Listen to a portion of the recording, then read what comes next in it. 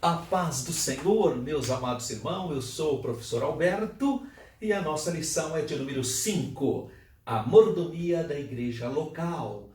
4 de agosto de 2019, nosso texto áureo, 1 Timóteo, capítulo 3, versículos 14 e 15, partes dele, né? Escrevo-te estas coisas, para que saibais como convém andar na casa de Deus, que é a igreja do Deus vivo, a coluna e firmeza da verdade. Nossa verdade prática, o cristão deve valorizar a igreja local, ambiente de adoração, comunhão e serviço ao reino de Deus. Vamos pensar um pouquinho sobre essa carta linda do apóstolo Paulo ao jovem obreiro Timóteo, quando ele escreveu a sua primeira epístola no capítulo 3. O assunto, na verdade, é a qualidade dos bispos, né? Presbíteros, bispos ou episcopos. Fica bispo, superintendente ou anciãos, ou presbíteros, né? E também as qualidades dos diáconos. É exatamente no capítulo 3, onde a gente encontra todo esse contexto, né? Do versículo 1 até o versículo 16. Então, o nosso textuário está dentro desse contexto de ensinamento do grande apóstolo Paulo ao jovem obreiro Timóteo. Mas se tardar, ele inicia dizendo no versículo, claro, Paulo tinha planejado ir para a Espanha, né? Mas ele sabia que poderia demorar, porque as viagens não são como hoje, né? Você tem um avião, você tem um navio, você tem um trem, você tem um carro de alta velocidade. As viagens não eram assim, ou era a pé, ou era a cavalo. Então não tinha muitas opções, né? Não tinha opções. Então elas poderiam sofrer demoras, acidentes, ataques, assaltos de bandidos, né? Bandido sempre teve, viu, irmão? Naquela época tinha também. Então era muito difícil, não tinha estradas como tem hoje, pavimentadas. Não, o Império Romano estava fazendo uma rede de estradas extraordinária, mas ainda era restrito, né? Então ele fala, mas se tardar, né? Por quê? Ele tinha planejado ir para o Ocidente, para a Espanha, mas não sabia. Lembrando então que Timóteo está em Éfeso. Aí ele diz, se tardar então, se eu demorar, é importante que você saibas, né? Para que saibas. Então, saibas o quê? Como convém andar. Então, Paulo tinha que deixar ciente que a sua ausência não seria motivo para desordem na igreja. Tá? Então ele fala, eu quero que você tenha consciência, que você saiba como convém andar, né? Como deve ser a conduta geral da congregação, da igreja, né? Isso tem a ver com questões morais, questões pessoais, falando dos líderes, né? Especialmente no seio da igreja. Como que a liderança devia agir, como que devia agir os líderes, presbíteros, diáconos, né? E aí ele fala então, como convém andar na onde? Na casa de Deus, porque ele vê aqui, nesse caso, a igreja como sendo a casa de Deus. O que a gente lembra de casa de Deus? É do templo, né? Esse era o imaginário, fala a casa de Deus, você lembra do templo lá em Jerusalém. Mas aqui ele está jogando a ideia, aplicando para a igreja mesmo, para a congregação. Tá? Embora aqui, obviamente, não está excluído os membros, mas a ideia aqui é realmente o local, as pessoas, o edifício. Né? No versículo 5 de 1 Timóteo 3 está a ideia do governo correto da igreja, implicitamente, então, a casa de Deus. E aí ele fala que a casa de Deus, quem que é? Quem somos nós? E o que nós somos? A igreja do Deus vivo. E por que Deus vivo? Esse é um costume que você encontra também na confissão de Pedro, a primeira confissão basicamente, né, cristã, quando Pedro fala, tu és o Cristo, o Filho do Deus vivo, lá em Mateus capítulo 16. O que nós enxergamos com essa fala, Deus vivo? Os judeus falavam que o Deus de Israel era o Deus vivo. E por que eles falavam isso? Para contrapor contra os deuses mortos do paganismo. Para eles, aquelas divindades eram deuses mortos. Então o Deus, o único que vive eternamente, de geração em geração, tu és Deus, é o Deus vivo. Tem usado esse termo para o Deus de Israel. O Deus de Israel é o Deus vivo. E ele fala então que a igreja do Deus vivo, que é a coluna e firmeza da verdade. Ou seja, a igreja é o pilar, né? É a coluna, como uma coluna de edificação mesmo, essa é a ideia. Nós sabemos que nos templos antigos tinha aquelas colunas, aqueles baluartes, né? Você vê o segundo templo, muita gente pensa que o segundo templo era igual ao templo de Salomão, né? Não era. O primeiro templo de Salomão foi um templo, meus irmãos, com base na ciência, na tecnologia, na arte dos fenícios. É Irão, o rei lá da Fenícia, né, de Sidom, que manda trabalhadores artesãos para ajudar a construir o primeiro templo. Então ele tinha 2 colunas enormes na frente, mas era um sistema fenício, sidônico. Agora o segundo templo, aquele templo maravilhoso, grande, lá da época do Senhor Jesus, esse foi construído pelo rei Herodes o Grande. E o rei Herodes usou então a estrutura, a ideia do Cesarion, lá de Alexandria, que é o estilo greco-romano, cheio de colunas. Você lembra do que? Lá de Atenas, não é? O Partenon. Então a ideia é colunas, são as colunas, a ideia era essa mesma. Tá? Nós temos aqui então os objetivos específicos da lição, que fala apresentar a mordomia dos bens espirituais, refletir sobre a mordomia da ação social na igreja e conscientizar acerca da mordomia dos crentes na igreja local. Nós temos uma interação, ponto central, então a igreja local é um ambiente de adoração, também de comunhão e também de serviço. Ponto 1. A mordomia dos bens espirituais. A mordomia é a valorização da palavra de Deus. Preste atenção no que eu vou te dizer, irmão. Quando a gente chega para cultuar a Deus na igreja, então a gente primeiro ora, somos nós que estamos falando com Deus. Aí a gente canta hinos, somos nós falando com Deus. Aí a gente dá a oferta, somos nós oferecendo as coisas a Deus. Ouve testemunhos, edifica a nossa fé, somos nós que estamos fazendo. Então é a estrutura do culto. Mas a hora que vai ler a Bíblia, a hora da exposição da palavra, é Deus que está falando conosco. Vocês conseguem entender isso? Então precisa tomar mais cuidado. Na hora da nossa liturgia precisa dar mais espaço para que Deus fale conosco. Porque às vezes as pessoas oram bastante, cantam muitas ofertas, muito testemunho, e na hora da palavra, 10 minutos. Não dá, né, irmão? É muita fraqueza de uma pessoa que age assim, né? Então nós precisamos valorizar o espaço da palavra, da exposição da palavra de Deus. É a palavra que esmiuça a penha. A palavra, porque é a profecia de Deus para nós. Então no culto, a pregação e o ensino da Bíblia tem que ter prioridade, porque aí é Deus falando conosco. Enquanto no outro momento somos nós que falamos com Deus, nós que cantamos para Deus, nós que ofertamos para Deus, agora Deus fala conosco. Então valorize o tempo da palavra. A palavra não pode ser negligenciada. 2. A mordomia na evangelização e no discipulado. Os cristãos têm que entender isso, que a igreja foi estabelecida, Jesus falou, ide e pregar o evangelho. Não falou ide e criar casa de repouso. Pode criar, mas não foi isso que Deus falou. Ide e criar uma fazenda para vocês morarem tudo. Não foi isso que Jesus falou, irmão. O que Jesus falou? Ide, pregar o evangelho, fazer discípulos. Então a função da igreja é pregar a palavra de Deus. Evangelização, discipulado, essa é a função da igreja, se aprofundar na obra missionária, preparação de obreiros, evangelização, sempre tem que ter essa visão.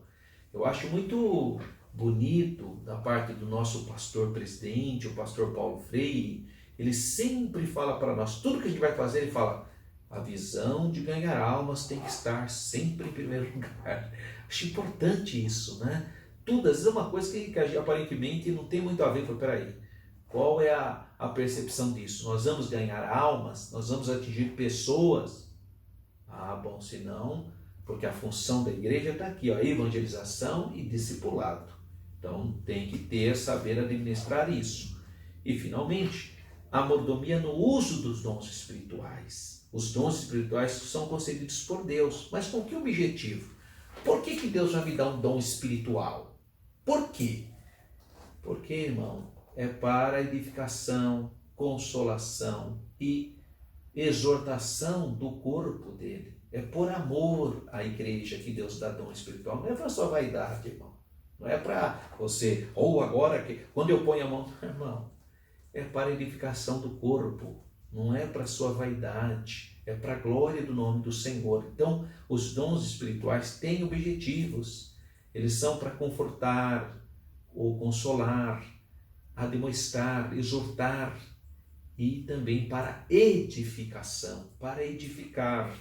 Então, a Bíblia fala que nós não podemos ser meninos, imaturos, mas nós temos que ser espirituais e não carnais ou infantis.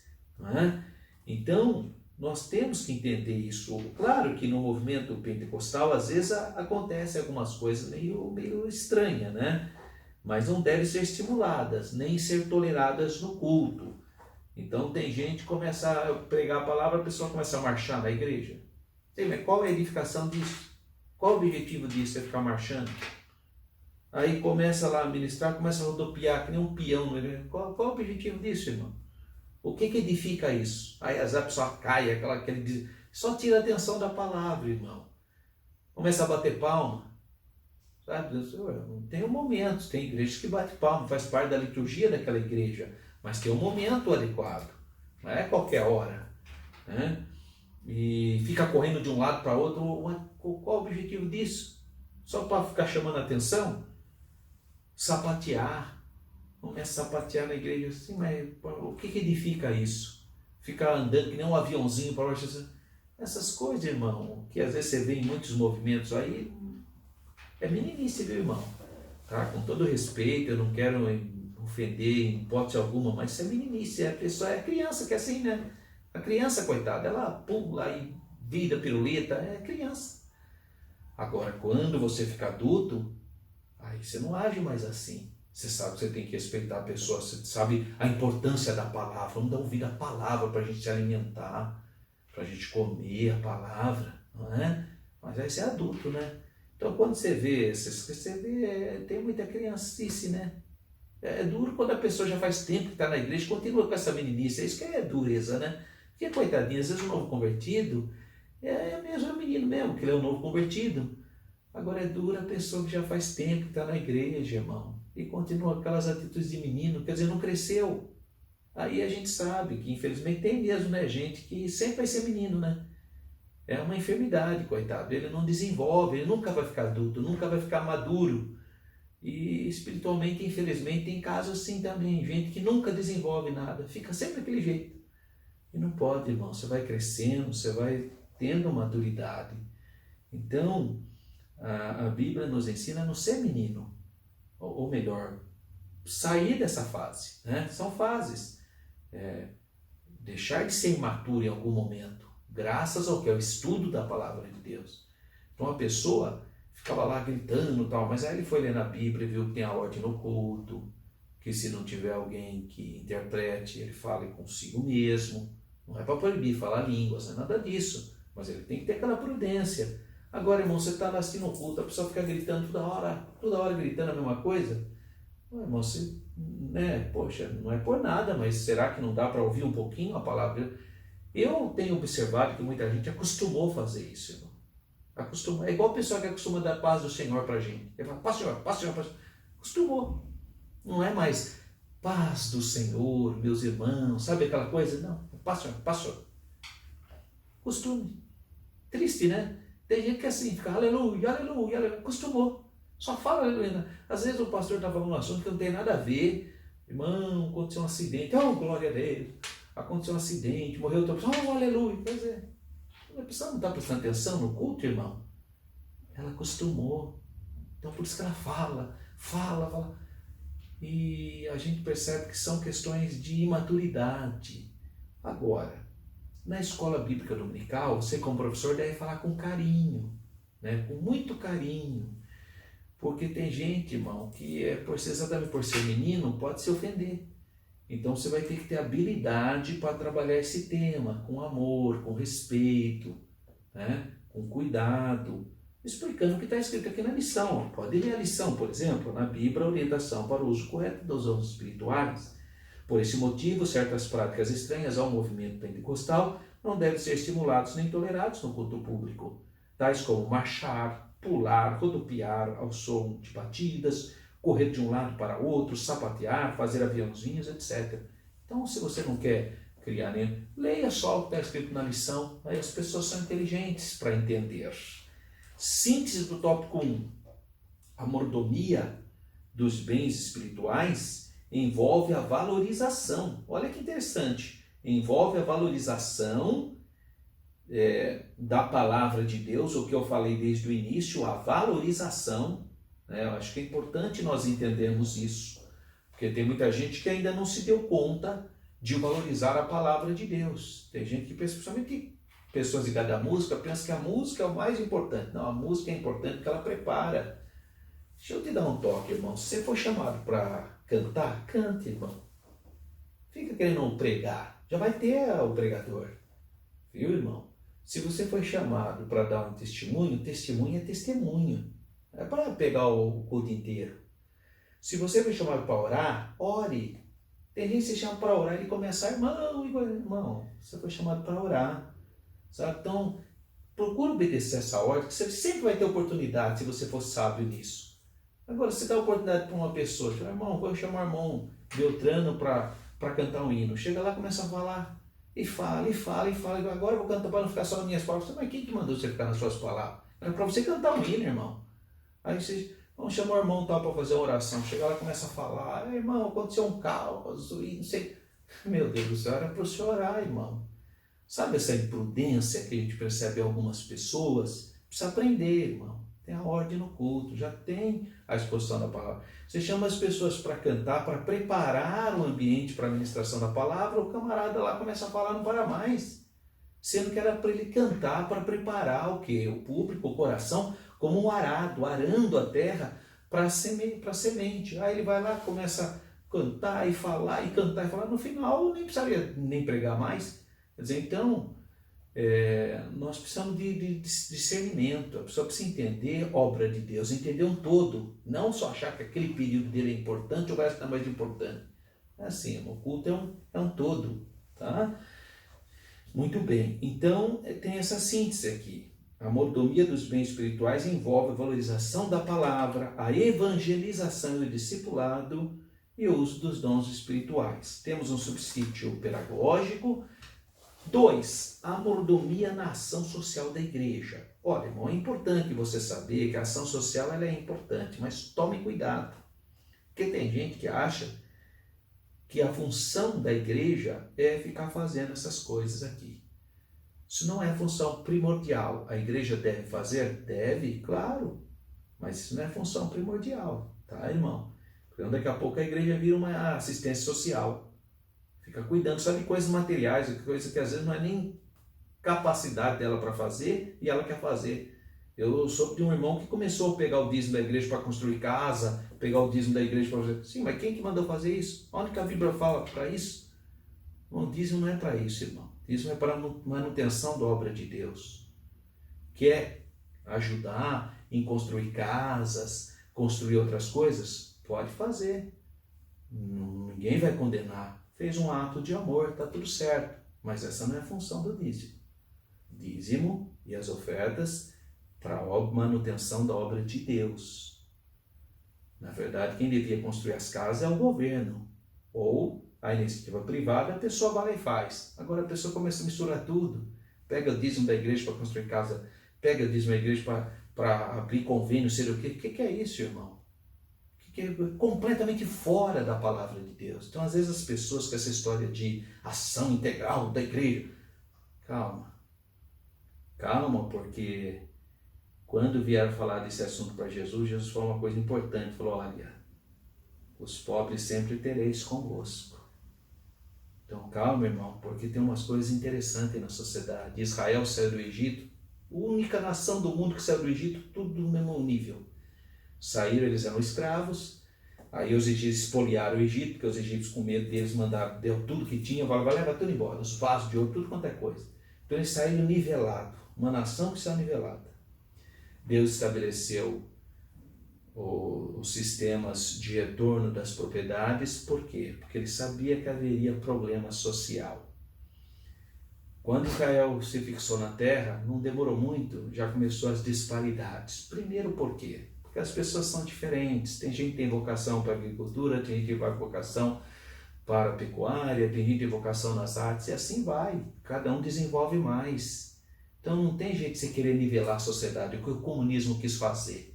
Todo mundo igual, isso não existe, irmão. As pessoas são diferentes. Na casa da gente a gente vê isso. Você pode criar os seus filhos tudo igualzinho, um é diferente do outro. Então há uma pluralidade e as pessoas têm dificuldade em entender isso, quer impor um sistema, um modelo. Esse negócio de querer todo mundo igual, esse negócio é meio anticristo, viu, irmão? É monolítico.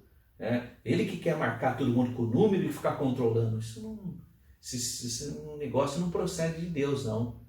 Olha como que são as coisas de Deus. Você tem 7 igrejas em Apocalipse. Uma é diferente de outra. Mas todas são igrejas de Jesus. Então há uma ideia de respeito ao livre-arbítrio do homem. E não essa imposição robótica que o mundo quer impor. E que o anticristo vai fazer no mundo. O anticristo vai controlar mesmo. E nós precisamos tomar cuidado, então, quando se fala de assistência social. Deve fazer? Deve. Tem que fazer. Isso é fruto. Mas cuidado para não começar a desviar as coisas da igreja e achando que está fazendo uma grande coisa, que nem você vê por aí, olha, usou o dízimo da igreja para construir não sei o que, para construir casa. Sim, mas não é isso. A administração da igreja não é isso. Os dízimos e ofertas é para a obra de Deus especificamente, são questões espirituais, manutenção da obra de Deus. E a pessoa põe lá na internet, todo mundo elogia, oh, que maravilha, todos os pastores da Bíblia. Não. Só faz isso pastor que não conhece a Bíblia. Ou se conhece e por uma exceção resolveu fazer aquilo e nós respeitamos. Mas não é isso que a Bíblia manda. Então precisa tomar cuidado com a mordomia na questão da ação social. Porque nós temos muita gente que é esquerdista, né? Que acha que a Bíblia só fala de comunismo. E a Bíblia não fala nada disso, irmão. A Bíblia fala que o Espírito Santo tocava no coração das pessoas. Então, assistência social tem no Antigo Testamento? Tem. Nós encontramos isso nos Salmos, nos Provérbios, sempre incentivando a gente a ajudar as pessoas. Porque como que funcionam os 2 mandamentos? Amar a Deus sobre todas as coisas e o seu próximo como a si mesmo. Então, isso é a ética cristã. Então, você encontra os profetas, clamamos por justiça. Isso nós devemos fazer também, lutar por justiça, por uma sociedade mais justa, mais humanizada, mais carinhosa, mais acolhedora. Tudo isso está tudo certo. Agora só tome cuidado para que essas coisas não venham querer ficar no local das prioridades que a Bíblia estabelece, que é aquele primeiro quadro lá que nós estudamos, que é a palavra de Deus, evangelização, discipulado, busca dos dons espirituais. Então existe uma outra perspectiva. Essa é a perspectiva material. Os evangélicos falam também que Jesus multiplicou os pães, mas não foi todas as vezes que Jesus fez multiplicação de pães não, viu, irmão? Porque tem gente que pensa, olha Jesus, aí todas vezes você vai falar, você vê, Jesus multiplicou o pão. Sim, Jesus multiplicou o pão, mas quantas vezes ele multiplicou o pão? Todas as vezes que ele reunia, ele multiplicava os pães? Não, irmão, porque a palavra dele era de alma. Agora, claro, havendo uma necessidade, como foi aquele caso, não tinha onde buscar tal, então vamos alimentar também o corpo. Mas precisa ter esse discernimento. Nos Atos a gente encontra isso também. Eles tinham tudo em comum. Mas quem fazia isso? O Espírito Santo. Não foi porque Pedro falou que nós vamos ser tudo comunista. Tudo em comum. Não, irmão. O Espírito Santo tocava no coração das pessoas. Ninguém era obrigado. Pedro falou para Ananias, Ananias, por que você vai querer fazer média aqui, escondendo parte da propriedade? Você não era obrigado a fazer isso? Você podia ter ficado de tudo isso com você? Agora você vai querer fazer média? Esse foi o problema. Então, as epístolas, a Bíblia fala sim que nós temos que ajudar o próximo, isso tem que ser feito, e uma pessoa nascida do novo ajuda o seu próximo. Agora, cuidado para não colocar isso, porque aí você vai entrar num mérito de Estado, de política, de ideologia, e esse é um outro assunto.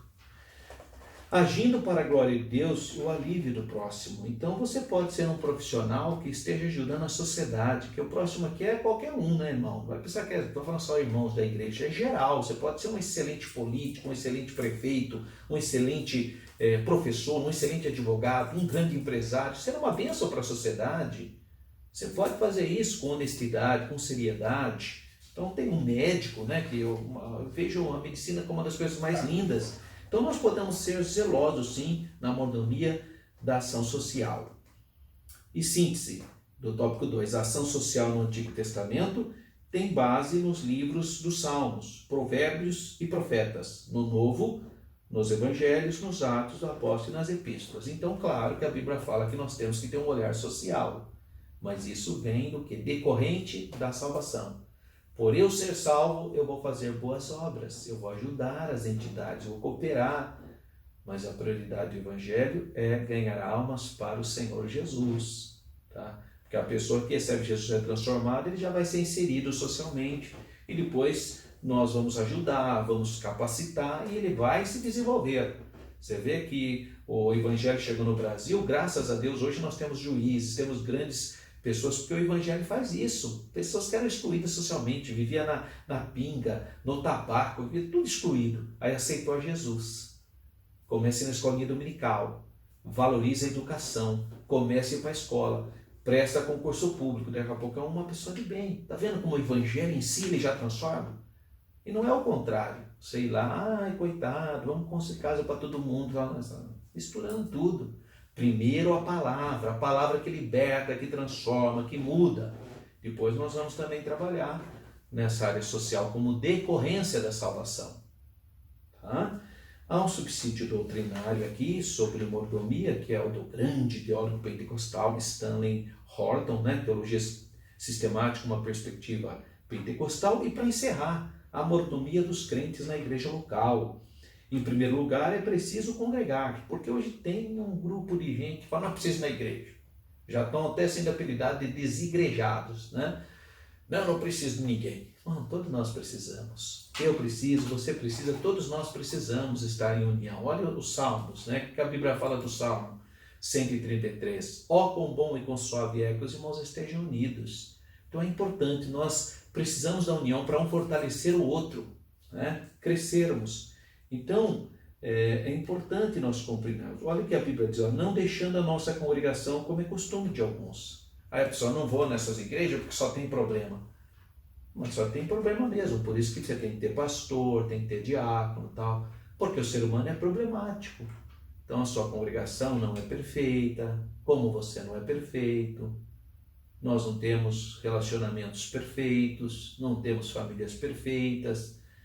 Eu tenho falado para os irmãos vêm falar para mim, não, pastor Alberto, quero ir numa igreja perfeita. Então, irmão, vamos orar para Jesus recolher você para o descanso eterno, aí você vai fazer parte de uma igreja perfeita, que é a igreja gloriosa. Vai embora para o céu. Lá a igreja perfeita, é a gloriosa. Agora, enquanto a gente estiver aqui nesse mundo, na igreja militante, aí nós somos tudo imperfeito. A boa notícia é que o Espírito Santo está nos aperfeiçoando cada dia mais. Mas, enquanto nós estivermos aqui, agora a pessoa vai deixar de ir na igreja porque a igreja dele não é perfeita? É muita simplicidade, é muita fraquezinha, né? Líderes cristãos como mordomos. Os líderes precisam ter essa consciência, viu, irmãos? Falar, eu não sou super-homem, é verdade, você não é mesmo. Mas se você é líder, você tem que estar acima da média. Tá? Por quê? Porque você tem que ser modelo para o rebanho. Então, essa é a questão. Mas todo mundo pode? Pode, você não. Por quê? Porque você realmente representa, você é um árbitro, né? Todo mundo jogando bola, chutando o outro, o árbitro, né? Aquele crentão. É a mesma coisa. Agora você vai lá, o membro da sua igreja chupa sua canela, você vai fazer o quê? Vai bater nele? Tá vendo? Porque a gente evita que as lideranças se envolvam com certas coisas. Poder pode, mas não sei se deve, né? Então, exemplo. Tem que ser exemplo para os fiéis. Então, por isso que muitas coisas eu poderia fazer também, mas por que eu evito? Porque eu sou modelo, pela misericórdia de Deus. E eu não tenho prazer nessas coisas não, tá tudo bem. Eu fui escolhido por Deus para isso, eu tenho convicção da minha chamada. Tá? Então, nós temos que ser modelo dos fiéis. E tem muitos modelos que têm sido uma tragédia. Tem conduzido ovelhas ao penhasco, ao desfiladeiro. Que Deus nos guarde desses obreiros. E 3, a mordomia dos membros e congregados. Tanto os membros como os congregados têm compromisso na administração da obra de Deus. A obra de Deus é feita por todos, todas as mãos. Tá? Até aquela irmãzinha humildezinha lá faz parte dessa construção. Então, síntese do tópico 3, a mordomia dos crentes na igreja local leva em conta a necessidade de congregar os líderes e também os membros como mordomos do reino de Deus. Tem outro subsídio muito interessante do Tom Rainer. Ele vê, eu sou membro da igreja. Olha que bonitinho o livro, é da CPAD. É interessante você dar uma lidinha nesse material. E para encerrarmos as considerações finais, a mordomia da igreja local abrange muitas tarefas, porque é o serviço, a administração. Precisamos saber a nossa vocação e preservar nela para servir melhor ao Senhor e à igreja. É um privilégio, os dons que Ele nos concede. Portanto, ser um mordomo fiel na igreja em que você congrega. Então, seja um administrador fiel. Ame a Deus, ame o seu próximo, ame a sua congregação e seja um crente abençoado. Tá? Em vez de você ficar vendo defeito em tudo, procure agradecer a Deus pelas bênçãos que o Senhor tem feito. Porque mesmo a gente sendo tão defeituoso, Deus nos amou. E nos amou de tal maneira que deu seu Filho unigênito. É motivo de alegria. Então vamos agradecer mais a Deus, ao invés de ficar falando coisas que não edificam. Eu quero convidar você para participar da nossa aula de capacitação todo sábado, a partir das 16 horas, na Igreja Evangélica Assembleia de Deus, Rua Pastor Cícero Canuto de Lima, número 160, Campinas, Parque Itália, Campinas, São Paulo. Eu estou lá para compartilhar da palavra com todos que forem. É muito gostoso, é muito importante a sua participação, principalmente se você for professor. Mas se você não for e deseja ser, você é o meu convidado. Curso gratuito, você vai lá, a gente passa uma série de informações. E lembrando para você, estamos no mês de agosto, tem agosto, setembro, outubro, e aí já chega, faltam apenas 3 meses para a nossa viagem para 7 igrejas da Ásia e para Israel. Mas dá tempo de você ir ainda, tá? Se você já tem um passaporte, se você tem recursos, invista em você. Vem para o grupo do professor Alberto, temos condições de viagens especiais, é a Renova Turismo, e aqui está o nosso telefone, 019 3241 2424. Ou você pode ligar para o 019 98 372 1193. Se você quiser ver o roteiro, acesse o meu site www.professoralberto.com.br. Vai ser uma alegria se você puder fazer parte dessa nossa viagem, que acontecerá do dia 1 ao dia 15 de novembro de 2019, 7 igrejas da Ásia na Turquia e toda a terra de Israel. Que Deus continue abençoando a sua vida. Fique na paz do Senhor.